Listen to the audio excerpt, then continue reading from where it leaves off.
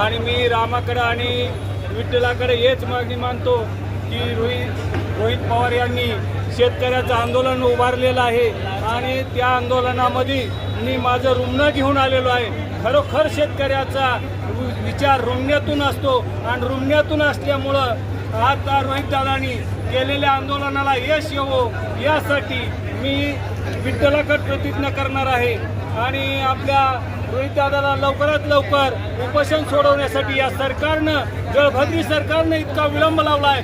4 दिवस जर उपोषण करत असतील तर अशा आमदाराला त्यांना उपाशी राहायची वेळ का आली तर ह्या सरकारने आणलेली आहे आणि कारण असे आमदार उपाशी राहतात त्यांना उपाशी राहायची सवय नसती तरी पण उपाशी राहिलेले आहेत शेतकऱ्यासाठी।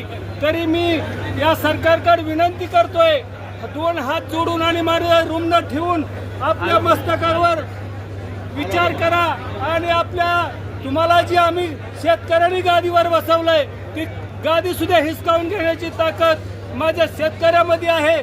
म्हणून मी आपल्याला सरकारला विनंती करतोय की माझ्या रोहितदादाच्या मागण्या पूर्ण करा आणि आमचे जरांगे पाटील सुद्धा आता येणारच आहेत म्हणून मी या ठिकाणी आंदोलनाला भेट देतो आहे। जय हिंद जय महाराष्ट्र। मी सिद्धेश्वर मनोहर कडुले राहणार घाटपिंपरी तालुका वाशी जिल्हा धाराशिव इथून आलेलो आहे।